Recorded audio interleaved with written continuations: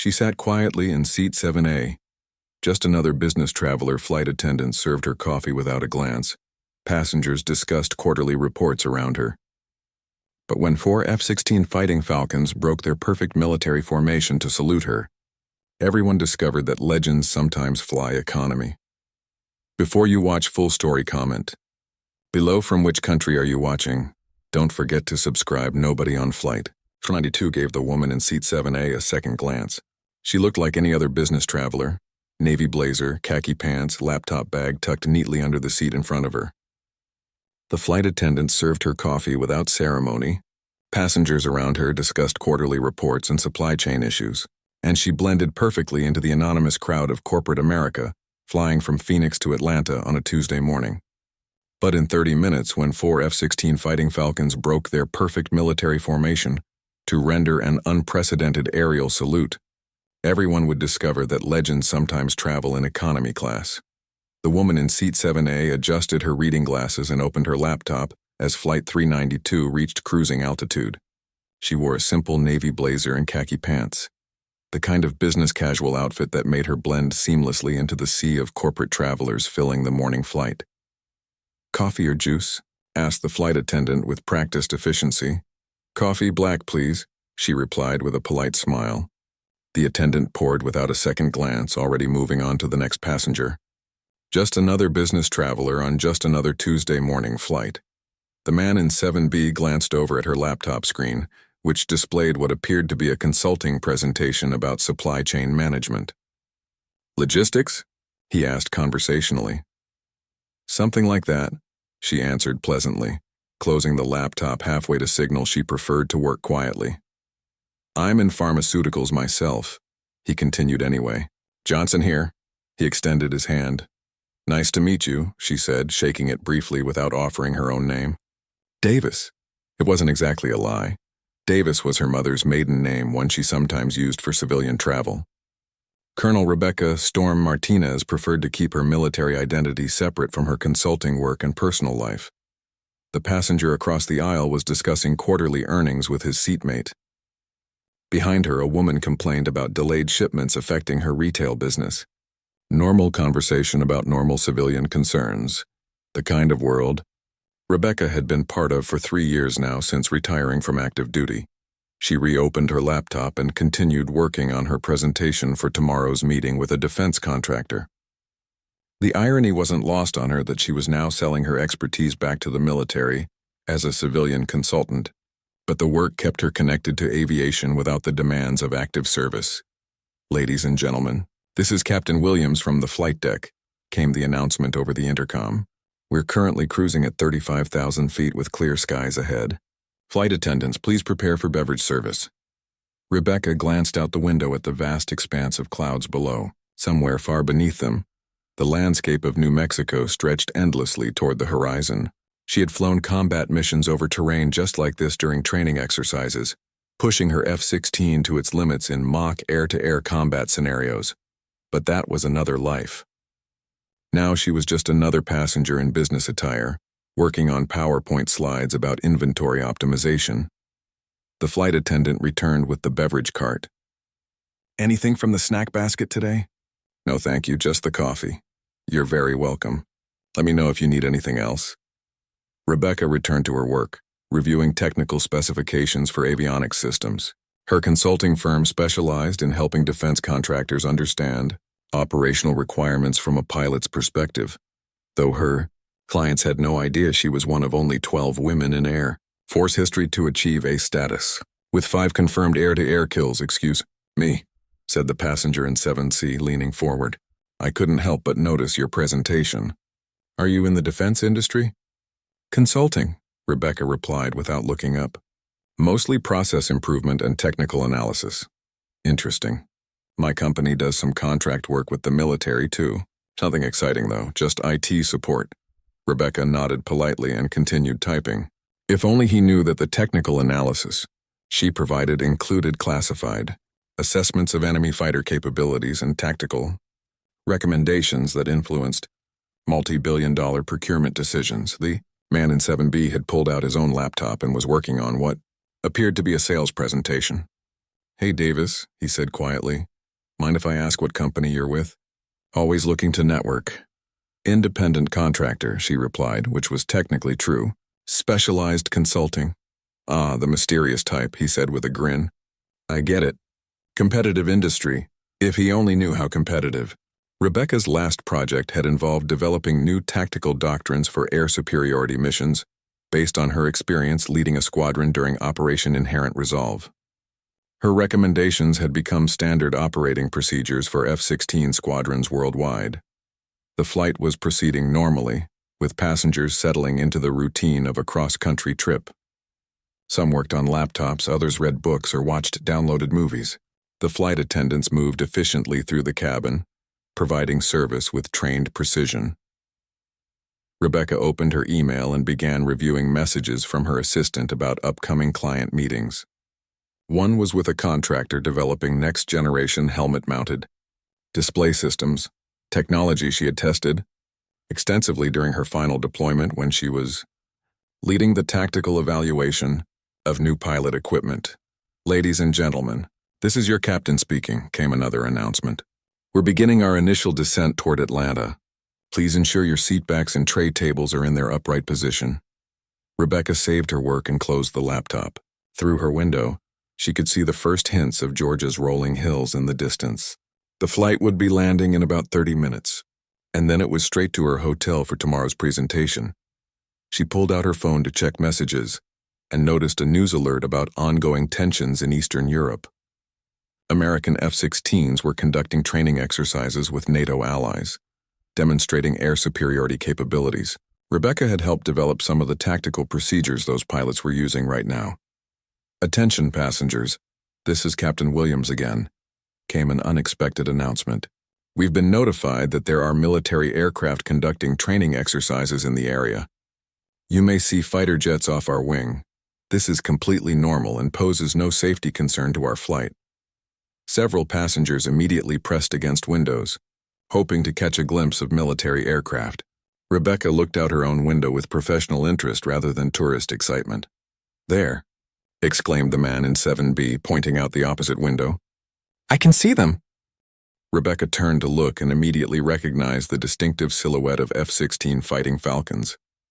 4 aircraft in perfect diamond formation, maintaining their positions with the precision that only came from thousands of hours of practice. "Wow, they're really close," said the woman across the aisle, pulling out her phone to record.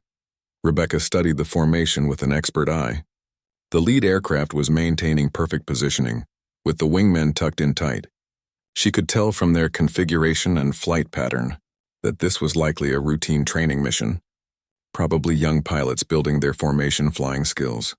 The F-16s maintained their course, parallel to the airliner for several minutes, giving passengers plenty of opportunity to observe them. Rebecca found herself analyzing their formation discipline and noting small adjustments the pilots were making to maintain position. Suddenly, her phone buzzed with an incoming call from an unknown number with a military area code. She almost ignored it, but something made her answer. "Davis." "Ma'am, this is Colonel Hayes from the 388th Fighter Wing at Hill Air Force Base. Are you currently aboard United Flight 392? Rebecca's blood ran cold. How did they know where she was? "Who is this?" "Ma'am, please confirm your identity. We have you listed as a passenger on that flight and there's been a security protocol activation regarding your travel." "I'm retired, Colonel. There shouldn't be any protocols. Ma'am, we need to verify that you are Colonel Rebecca Martinez, call sign Storm, formerly of the 56th Fighter Wing." Rebecca glanced around the cabin, suddenly hyper-aware of the other passengers. "This isn't the time or place for this conversation." "Understood, ma'am. But we need confirmation for the pilots currently escorting your aircraft." "Escorting?" Rebecca looked out the window again. The F-16s were still there, but their formation had shifted slightly. They were no longer just flying parallel. They were actively escorting the airliner. "Ma'am, the pilots of Viper Flight became aware of your presence through standard passenger screening protocols. They've requested permission to render honors." Rebecca felt her heart skip a beat. "Colonel, that's completely unnecessary. I'm a civilian now. Ma'am, with respect, these pilots know your record. Captain Reeves in the lead aircraft flew with your squadron in Syria. He specifically requested clearance for aerial honors. Through her window, Rebecca could see the F-16s adjusting their formation again. Other passengers were still watching with excitement, unaware that the display was specifically for the unassuming woman in 7A. "This is highly irregular," Rebecca said quietly into her phone. "Yes, ma'am, it is. But when legends travel commercial, sometimes the current generation wants to pay their respects." Before Rebecca could respond, she heard radio chatter coming through the airplane's intercom system. Apparently, the pilots had opened the channel so passengers could listen to air traffic control communications. Atlanta Center. "This is Viper Lead requesting permission to break formation for aerial honors to passenger aboard United 392. Viper Lead. Say again your request? Atlanta Center. We have confirmed presence of Colonel Rebecca Martinez aboard United 392. Requesting permission to execute missing man formation in tribute to distinguished service." There was a pause before Atlanta Center responded. "Viper Lead, that's highly unusual. Confirm passenger identity and significance of request." Atlanta Center. Passenger is former F-16 pilot. Combat ace with 5 confirmed kills. Distinguished Flying Cross recipient and former squadron commander. Current pilots consider her a legend in fighter aviation.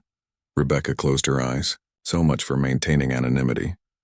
Viper Lead, permission granted for 1 pass and missing man formation. Coordinate with United 392 for passenger notification. The man in 7B was staring at Rebecca now. Did they just say Colonel Martinez? And combat ace? Before Rebecca could respond, Captain Williams's voice came over the intercom again. "Ladies and gentlemen, this is your captain. We've just received an extraordinary request from the F-16 pilots escorting us. They've asked permission to perform a missing man formation in honor of one of our passengers, a distinguished military veteran. This is an extremely rare honor typically reserved for formal ceremonies." Every head in the cabin turned, passengers scanning each other's faces trying to figure out who among them could possibly warrant such recognition. The missing man formation is a military aerial salute where one aircraft pulls up and away from the formation, symbolizing a fallen comrade. Today, however, it's being performed as a tribute to living service. Rebecca felt dozens of eyes searching the cabin. The man in 7B was studying her with new interest, clearly putting pieces together. "Colonel Martinez," came Captain Reeves's voice over the radio. "If you can hear this, it's an honor to fly with you again. Even if we're in different aircraft today." The entire cabin fell silent. Every passenger was now looking around, trying to identify Colonel Martinez. Rebecca took a deep breath and pressed the call button above her seat. When the flight attendant approached, she spoke quietly. "Could you please inform the captain that Colonel Martinez acknowledges the honor and thanks Viper Flight for their courtesy?" The flight attendant's eyes widened as she realized who she'd been serving coffee to all morning. "Yes, ma'am, right away." Within moments, Captain Williams was back on the intercom. "Viper Flight, Colonel Martinez acknowledges your tribute and thanks you for the honor." "Roger that, United 392. Colonel, you taught us that excellence in the cockpit means bringing everyone home. Today we're honored to escort you home." Outside the windows, the F-16s began their maneuver. The 4 aircraft had reformed into a tight diamond, flying in perfect synchronization alongside the airliner. Then, as passengers watched in awe, the number 3 aircraft, the one in the upper right position, suddenly pulled up sharply, climbing away from the formation.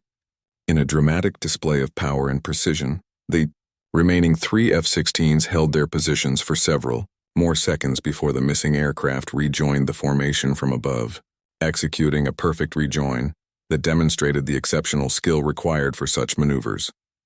"Ladies and gentlemen," Captain Williams announced, "you have just witnessed something extremely rare, a missing man formation performed in honor of living service. This tribute is typically reserved for the most distinguished military aviators."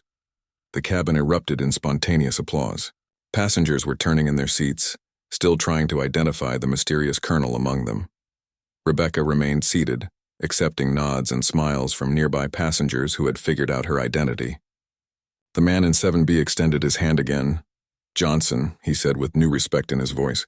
"And I'm honored to have been sitting next to you, Colonel." "It's just Davis now," Rebecca replied, shaking his hand. "I'm retired." "Ma'am," said the woman across the aisle, "could I ask what you did in the service?" Rebecca considered her response carefully. "I flew F-16s for 22 years. mostly air superiority missions and combat air patrol. It was a massive understatement. During her career, Rebecca had flown in 3 major conflicts, led a squadron through some of the most challenging air-to-air engagements since Vietnam, and developed tactical innovations that were now standard throughout NATO air forces. 5 confirmed kills, whispered the man in 7C, who had clearly been listening to the radio traffic. That makes you an ace. It makes me someone who did her job, Rebecca replied simply. The flight attendant who had been serving her coffee all morning approached with obvious embarrassment. Colonel Martinez, I had no idea. Is there anything special we can do for you? The coffee was perfect, Rebecca said with a smile. And please, it's just ma'am or Rebecca. The colonel part is retired too. Ma'am, would you mind if I ask the other crew members to meet you? Some of them have family in the military. Rebecca nodded, understanding that this request came from genuine respect rather than celebrity curiosity. Over the next few minutes, several crew members approached to shake her hand and thank her for her service. Each interaction was brief and respectful. Outside, the F-16s maintained their escort position as the airliner continued its descent toward Atlanta. Passengers continued watching through the windows, many capturing photos and videos of the unprecedented aerial display. Colonel, came Captain Reeves's voice over the radio one final time. Viper flight is approaching our separation point. It's been an honor to share the sky with you again. The honor was mine, Captain, Rebecca replied into the flight attendant's microphone. Fly safe and bring everyone home. Always, ma'am. That's what you taught us. The F-16s executed a final formation maneuver, a 4-ship echelon roll that showcased their precision and skill before breaking away to the west. Passengers watched until the fighters disappeared into the distance, leaving only contrails to mark their passage. As the airliner continued its approach to Atlanta, the cabin gradually returned to normal activity, but there was a different energy now. Passengers spoke in hushed, respectful tones, and many continued to glance towards seat 7A with obvious curiosity and respect. Rebecca reopened her laptop and attempted to return to her presentation, but found it difficult to concentrate. The impromptu aerial salute had stirred emotions she thought she'd left behind with her retirement. Ma'am, said the teenage boy sitting 2 rows behind her, my dad's in the Air Force. He's deployed right now flying F-16s. Would it be okay if I got a picture with you to send him? Rebecca looked at the young man, probably 16 or 17 years old, with the earnest expression of someone who understood that his father's job involved real danger. Of course, she said, standing and moving to the aisle. The boy took a quick selfie with her, his smile wide with excitement. He's going to flip when he sees this, the boy said. He talks about pilots like you all the time. Says you guys are the reason he joined up. Your father's the one doing the hard work now, Rebecca replied. Tell him to stay safe and follow his training. I will, ma'am. Thank you. As Rebecca returned to her seat, she noticed that her interaction with the teenager had been observed by other passengers. Several more approached over the remaining minutes of the flight. A businessman whose son was considering the Air Force Academy, a woman whose brother had served in Afghanistan, an elderly man who had been an Army pilot in Vietnam. Each conversation was brief but meaningful. Rebecca found herself dispensing advice about military service, sharing general stories about aviation, and listening to accounts from families who understood the sacrifices involved in military life. When the aircraft finally touched down in Atlanta, the passengers spontaneously applauded again, this time clearly directed toward Rebecca. She acknowledged the gesture with a modest wave, uncomfortable with the attention but understanding the respect it represented. As passengers began gathering their belongings and preparing to deplane, the captain's voice came over the intercom one final time. Ladies and gentlemen, today you had the privilege of flying with a true American hero. Colonel Rebecca Martinez represents the finest traditions of military service and aviation excellence. On behalf of the entire crew, it was an honor to have you aboard, Colonel. Rebecca felt her cheeks redden as passengers around her nodded and smiled. She had spent 3 years successfully maintaining her anonymity in civilian life, and now it had been shattered by a chance encounter with her former squadron mates. But as she gathered her belongings and prepared to leave the aircraft, Rebecca realized that the experience had been unexpectedly meaningful. For years she had compartmentalized her military service, treating it as a closed chapter in her life. The aerial salute had reminded her that some things transcended individual careers. That the bonds forged in service and the traditions of military aviation created connections that lasted far beyond active duty. The flight attendant who had served her coffee approached one final time as Rebecca prepared to deplane. Ma'am, I just wanted to say thank you. My nephew is starting pilot training next month, and seeing how those F-16 pilots honored you today, it means something. It shows him what he could aspire to become. Tell him to work hard and never stop learning, Rebecca replied, and remind him that the real honor is in the service itself, not the recognition. As Rebecca walked through the jet bridge into the terminal, she reflected on the morning's events. Her carefully maintained civilian anonymity had been compromised, but perhaps that wasn't entirely a bad thing. The next generation of fighter pilots needed to know that excellence was possible, that dedication and skill could earn the respect of peers across decades and career transitions. Her phone buzzed with a text message from an unknown number. Colonel Martinez, this is Captain Reeves. Thank you for acknowledging our tribute today. Your example still guides us every day we fly. Semper Fi. The message was followed by a photo of the 4 F-16s in formation, with the caption, "For Storm, who taught us that legends never really retire." Rebecca smiled as she made her way through the terminal toward ground transportation. Tomorrow she would give her presentation about supply chain optimization to defense contractors who had no idea they were receiving tactical insights from a combat ace. Her consulting work would continue, her civilian life would resume, and her anonymity would be restored. But today, for a few minutes at 35,000 feet, she had been reminded that some things in life transcended individual careers and personal privacy. The aerial salute hadn't been about her. It had been about the continuity of service, the passing of knowledge from one generation to the next, and the respect that warriors showed for those who had paved the way. As her taxi pulled away from the airport, Rebecca looked up through the window at the Georgia afternoon.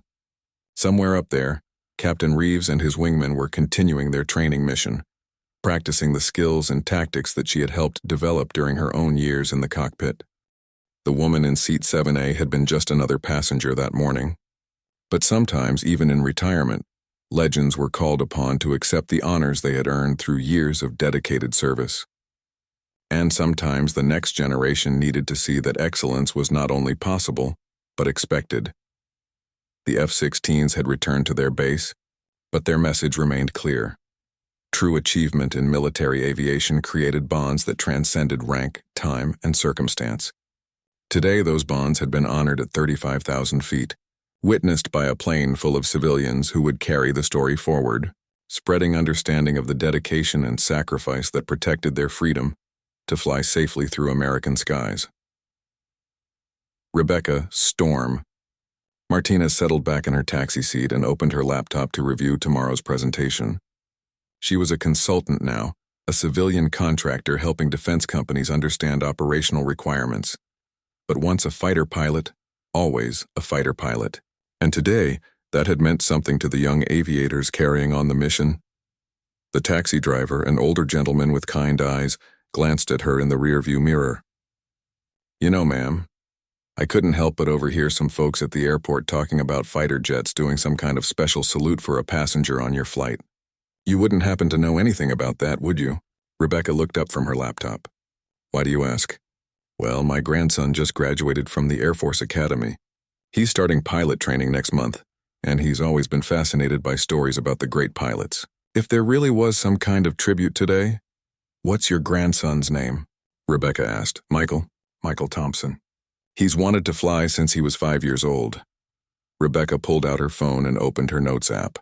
"Tell Michael that the most important thing in pilot training isn't being the fastest or the strongest. It's being the most prepared. Study every manual, know every procedure, and never stop asking questions." The driver smiled. "I'll tell him. But you didn't answer my question about the jets." "Sometimes military aircraft conduct training exercises that coincide with commercial flights," Rebecca replied diplomatically. "It's good practice for both military and civilian air traffic control." "Uh-huh," the driver said with a knowing grin. "Well, whoever they were saluting today, I hope they know how much it means to families like ours." As they pulled into the hotel parking lot, Rebecca realized that the story of the aerial salute would spread far beyond the passengers on Flight 392. In the age of social media, Videos and photos from the flight were probably already circulating online. Her brief return to public recognition would likely extend well beyond this single day. At the hotel check-in desk, the clerk processed her reservation efficiently. "Ms. Davis, we have you in a business suite on the 14th floor. Will you need any assistance with luggage?" "No, thank you. Just one bag." As Rebecca made her way to the elevator, she noticed a group of people in the lobby discussing something with obvious excitement. One of them was showing a video on his phone to the others. "I'm telling you, this is incredible," he was saying. "My sister was on this flight from Phoenix, and she says these F-16s did some kind of special formation just to honor one passenger. A woman pilot who was apparently some kind of legend." Rebecca pressed the elevator button and tried to ignore the conversation, but the man continued. "She sent me this video. Look at this maneuver. They call it a missing man formation. You only see this at military funerals and really special ceremonies. Whoever this pilot was, she must have been something extraordinary." The elevator arrived and Rebecca stepped inside, grateful for the escape. But as the doors closed, she heard one final comment that made her pause. "My sister said the woman was so humble about it, just sitting there in regular clothes like any other passenger. That's how you know someone's really great. They don't need to tell everyone about it." In her hotel room, Rebecca set down her bag and walked to the window overlooking downtown Atlanta. The evening light was beginning to fade, and she could see aircraft lights in the distance as planes approached Hartsfield-Jackson Airport. Her phone rang, and she saw it was her sister calling from California. "Rebecca, I just saw the most incredible thing on the news. Did F-16s really break formation to salute you today?" Rebecca sighed. The story had already reached the national news. "How did you find out it was me?" "A passenger posted video on social media, and someone recognized your voice when you responded to the pilots." "Rebecca, this is amazing. I'm so proud of you. I was just trying to travel quietly to a business meeting. Well, quiet went out the window when Captain Reeves recognized you. Do you remember him?" Rebecca thought for a moment. "Young pilot eager to learn. He was in my squadron during the Syria deployment. Good instincts in the cockpit. Well, he obviously remembers you. The news is calling it an unprecedented display of respect for a living veteran." After ending the call with her sister, Rebecca opened her laptop and, despite her better judgment, searched for news coverage of the day's events.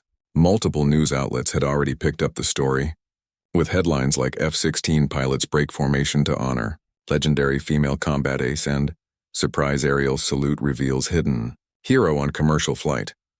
The videos posted by passengers showed the precise moment when the missing man formation was executed. Rebecca watched her former squadron mate perform the maneuver with flawless technique, pulling his aircraft up and away from the formation in a display that honored decades of military tradition. One news article included an interview with Captain Reeves, conducted by phone shortly after his training mission ended. "Colonel Martinez was more than just a squadron commander," he explained to the reporter. "She was a mentor who taught us that technical excellence wasn't enough. She showed us how to think tactically, how to make split-second decisions under pressure, and most importantly, how to bring everyone home safely. When we learned she was on that airliner, there was no question that we needed to render honors." Another article featured quotes from passengers on the flight, describing their surprise at discovering they had been traveling with a combat ace. "She was just like any other business traveler," one passenger told a reporter. "Professional, quiet, working on her laptop. But when those jets showed up and we learned who she really was, it completely changed how we saw her. She carried herself with this calm confidence that suddenly made perfect sense." Rebecca closed the laptop and prepared for bed, but sleep didn't come easily. The day's events had stirred memories she had carefully compartmentalized during her transition to civilian life. She remembered her first air-to-air victory during Operation Inherent Resolve, the split-second decision to engage an enemy fighter that had broken through coalition air defenses. The training had taken over, muscle memory guiding her through procedures practiced thousands of times in peacetime. She remembered the day she had earned her 4th kill, making her the first female Air Force pilot since World War II to achieve near-ace status. The celebration in the squadron had been subdued, everyone understanding that behind each victory was someone's son or daughter who wouldn't be coming home. She remembered her 5th and final kill, the engagement that had officially made her an ace. It had happened during a combat air patrol mission, when 2 enemy fighters, had attempted to intercept a coalition transport carrying wounded soldiers to medical facilities. There had been no hesitation, no second guessing, just the absolute certainty that those wounded soldiers deserved to make it home. But mostly, she remembered the faces of the young pilots she had trained and led, men and women who had looked to her for guidance, for tactical expertise, for the kind of leadership that kept squadrons effective and air crews alive. Captain Reeves had been one of those faces, fresh from advanced training, eager to prove himself in combat, but smart enough to listen when experienced pilots shared their knowledge. She had spent hours with him and others like him, discussing tactics, reviewing mission parameters, and drilling home the fundamental principle that their job was to complete the mission and bring everyone home. The next morning, Rebecca woke to find her phone filled with messages. Text messages from former squadron mates who had seen the news coverage, emails from military colleagues expressing their pride in the recognition she had received, and even a voicemail from her former wing commander, now a general at the Pentagon. "Rebecca, it's Tom Bradley. Saw the news about yesterday's flight. That was a hell of a thing those young pilots did. But knowing you, you probably tried to tell them it wasn't necessary." Well, it was necessary. The current generation needs to see that excellence matters, that dedication is recognized, and that the traditions we hold dear continue to mean something. Hope you're well, and I hope this reminds you how much your service meant to all of us. As Rebecca prepared for her business meeting, she reflected on General Bradley's words.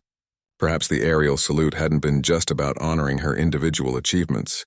Perhaps it had been about something larger, the continuity of military tradition, the passing of knowledge from one generation to the next, and the reminder that excellence in service created bonds that transcended time and circumstances. Her consulting presentation that morning went exceptionally well. The defense contractors listened intently as she explained operational requirements for next-generation avionics systems, drawing on her extensive combat experience to provide insights that no amount of theoretical knowledge could match.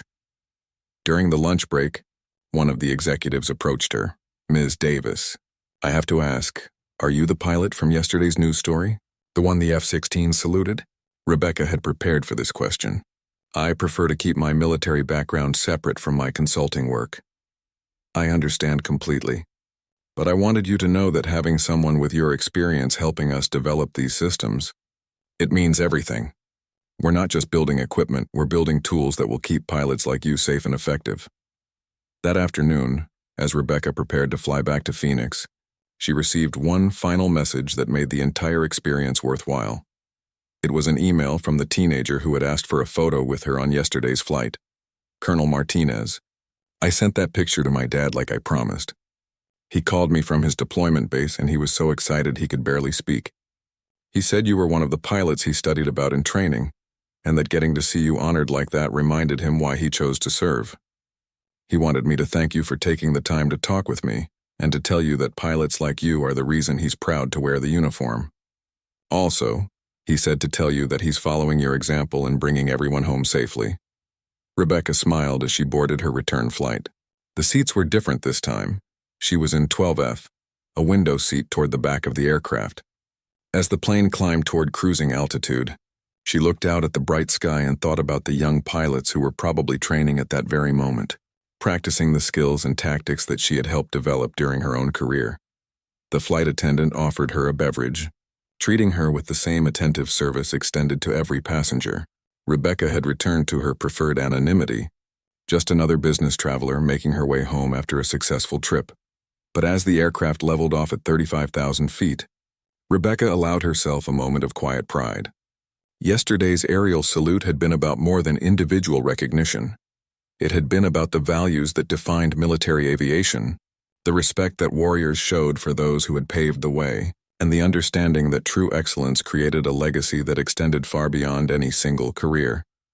Somewhere below them, Captain Reeves and his squadron mates were probably conducting another training mission, practicing the skills that would keep them alive in combat and enable them to complete their mission successfully. They carried forward the lessons that Rebecca and countless others had learned through years of dedication and sacrifice. The woman in seat 12F began working on her next consulting proposal, secure in the knowledge that her contribution to military aviation continued in new forms.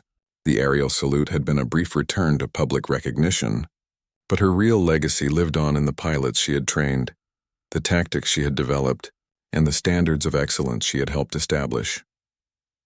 As the aircraft flew westward through the afternoon sunlight, Rebecca Storm Martinez reflected on a career that had taken her from a young cadet with dreams of flight to a combat ace whose achievements had earned the respect of a new generation of warriors. The title colonel was retired now, but the values it represented, duty, honor, excellence, and service above self, remained as relevant as ever. The F-16s had returned to their base, but their message continued to resonate. True achievement in military aviation created bonds that transcended rank, time, and circumstance. And sometimes those bonds manifested in moments of unexpected recognition that reminded everyone involved why they had chosen to serve in the first place.